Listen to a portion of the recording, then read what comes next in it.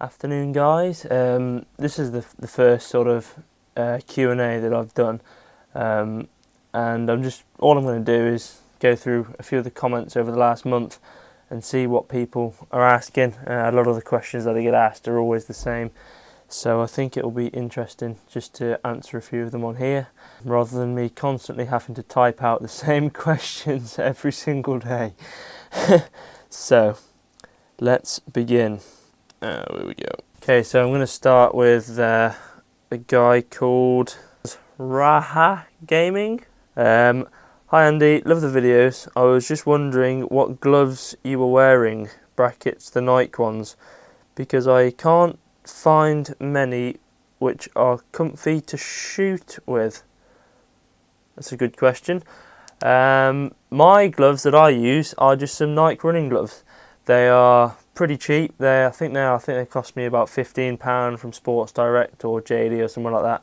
And yeah, they're decent gloves. They've got nice grips on them, keep your hands warm, and they're not in your face bright yellow. So that's always a good thing when you're hunting. In fact, I'll go and get them now. Just one sec. So these are my gloves, just standard night running gloves, and nice and thin. And as you can see on there, they've got some really nice grips on. So when you're handling your rifle, here's one I found earlier. They are proper sticky on the stock. Yeah, you ain't gonna slip off them. Also, they're nice and thin, so you can feel the trigger really well on these. And like I say, these are I think they're about £12 from some random sports shop. You can get them pretty much anywhere. And this is from Adrian Hines. Andy, please tell me, where did you get that nice British coat from? I believe he's talking about this one here. That camouflage jacket just down there. And I can tell you I got that from Army and Outdoors in Wellington. It's an Army and Navy, Army surplus. And it's a really good jacket. Fits me nice and warm. And I wear it when I'm shooting all the time now. If you want to give them a call, I'm sure they'd be happy to help. Just bang them into the internet and you'll get all the details there. Cobra 03 PCP Hunter asks, good hunting there, pal. That last rifle you have in the video is very nice. The air arms is too. How many rifles do you have in total, PCP and spring? Well, at the minute I've got an air arms EV2, an air arms S400. I've got my dad's TX200, my HW97, Dave Price tuned, a couple of Meteors, and that's about it. So only about 6 at the minute, which is an all-time low, I think. So yeah, I hope that answers your question. Moving on to the next one. Lensman57, shooting from the confines of your car. You're not getting soft in your old age, are you? Good show. No, I don't think I'm getting soft quite yet. Why shoot outside when you can shoot from a car? If the pigeons are there and they're used to seeing vehicles, there's no reason not to, really, is there? It's comfortable, it's warm, pigeons don't mind it, and yeah, I think there's no reason why not. Listen to the radio as well. Cameron Titchner, what camera do you use? And great shooting. I use a Canon 700D for this sort of thing. I use a Sony DSC-HX50 for hunting, and also a GoPro Hero 4 Black, and also my iPhone for scope camming. There you are. Okay, moving on. Nice video, Andy, but Boxing Day was 2016, it's now 2017. Yes, that is correct. That is good observation skills, because I can't film a video the same day and upload it. Generally what I'll do is I'll film a video maybe 2-3 months later, maybe even more. I'll then edit it and upload it. That way I've got a backlog of videos that I can go to when it comes time for me to pop one on YouTube. AG72. Oh yeah, this isn't a question, but I just thought I'd read this one out because I like it. Great one. Now in the middle of winter, when your hands are numb and you can't load the pellets, you forgot about the mosquitoes, horseflies, wasps, nettles, and heat stroke in the summer. Yeah, that's so true. In the winter you want it to be summer, and in the summer you want it to be winter. There's no pleasing some people. Oh yeah, the real McCoy comments, 3-shot groups are not matter of fact. Try some 10-shot groups. That is much better accuracy test. Yeah, I do sometimes do 10-shot groups, but to be honest, when you're testing a rifle, you know it's accurate. Sometimes 10-shot groups aren't always practical, especially if you've only got like 5 more minutes on the camera, or it's peeing it down rain, or you can see a storm coming over the hill. I do like doing 10-shot groups, and in an ideal world I would do it every time, but it's not an ideal world, and sometimes I just can't be bothered to. It's not down to the rifle being inaccurate, it's just that matter of time really. James Whitehouse, love watching the videos. What rangefinder do you use? Keep up the good shooting. Rangefinder I use is just in this bag here actually, I think. Is it? Someone's robbed it. Well, it's not there. That's potentially a bit worrying. I'm just going to go and find it. So the rangefinder I use, James, is this. It's the Hawk LRF 400. And I've put my range chart on there for anyone who's interested. This rangefinder is mega. I love it.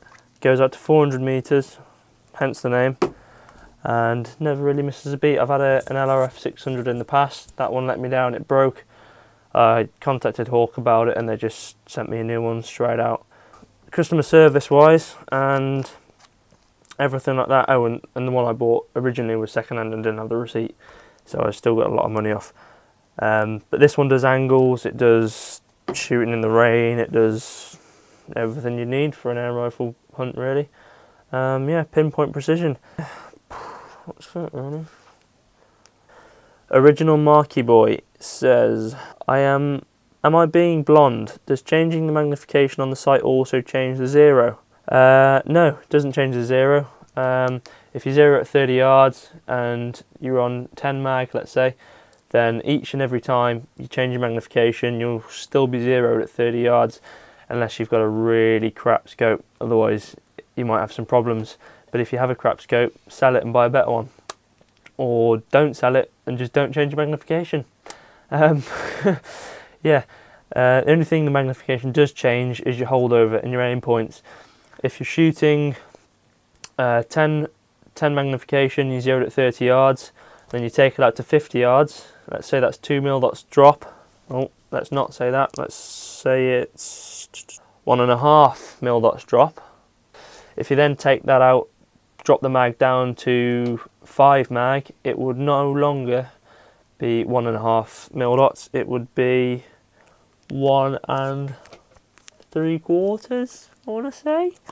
Not entirely sure on that, but basically changing the mag changes the holdover. So for argument, yeah, so if you're on 10 mag, whatever 65 is, half that if you're on 5 mag.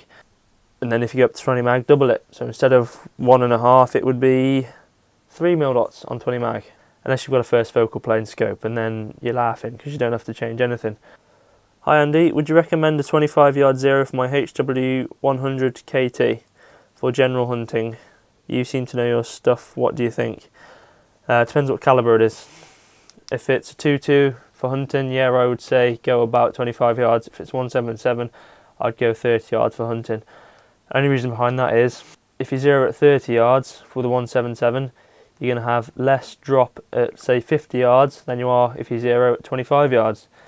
You will get a little bit of hold under at 30 yards, but when you're hunting, it's not that important. If you aim at a pigeon's head, if you get a bit of hold under, you're still going to hit him in the head. If you're going to get a bit of hold over, you're going to hit him in the neck. So either way, it's going to drop. When you're HFT shooting, however, if you've got a 177, I zero at 25 yards because then you're at the peak of the trajectory. What that means is you've got no hold under at all. So if you've got a 15 mil kill at 20 yards, you're going to be bang on. There's not going to be, worrying about whether it's going to go high because it's just not. It's at the peak of the trajectory. If it goes high, you've done something wrong or you've got the wind wrong or something. And Keith Berry says, this is on my squirrel hunting video, why don't you turn that feeder sideways? Well, considering the feeder's round, I'm not quite sure what turning it sideways would achieve. If you mean something else, I do apologise, but yeah, I'm not entirely sure on that one, I'm afraid. A good review, but please remove the background music, which is very irritating and distracting. Actually, I couldn't watch the end because of it.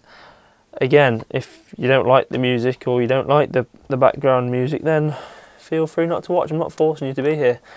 I make these videos because I enjoy doing it, not because people like me doing it. Yeah, simple as that again. For me, when I'm editing, I like music because it speeds it up for me, it makes it more enjoyable, and it makes it more enjoyable to watch. I do try and mix it up. I do whack videos on there with no music, I do put videos on there with music. So, you know, I do try and space out a bit, but again, if you don't like the videos with music on, just don't watch them. £1,600 for a sub 12 foot-pound rifle, how ridiculous. There's someone who doesn't shoot sub 12 foot-pound rifles. Yep, if you're really into your rifle shooting, then you know that's the money that you've got to pay to get premium, top-end quality. You look at the Air Arms Galahad, that's just over £1,000. Bay State Pulsar, £1,500. But all of these top quality rifles cost money, and that's because of the engineering. There's more engineering that goes into a sub 12 foot-pound than in the centerfires and rimfires. So I think the price is definitely worth it for the effort and design that goes into these rifles. But again, that's just my opinion. Have you ever thought about getting FAC? This is from Jizz Cooler. Yes, I have thought about getting FAC, as I said earlier in the video. I'm going FAC hunting next week, so I'll let you know then. When is the next video coming out? About now. And that's it for today. I'm thinking of doing these sorts of videos every one or maybe, yeah, once a month. I mean, this is just from 3 weeks of comments. So save me typing them all. I'll just do a little video and go into more detail. If you did enjoy the video, please give it a thumbs up. If you've got any more questions, pop them down in the description and I'll read them out in the next video. Thank you very much and see you in the next one. Bye.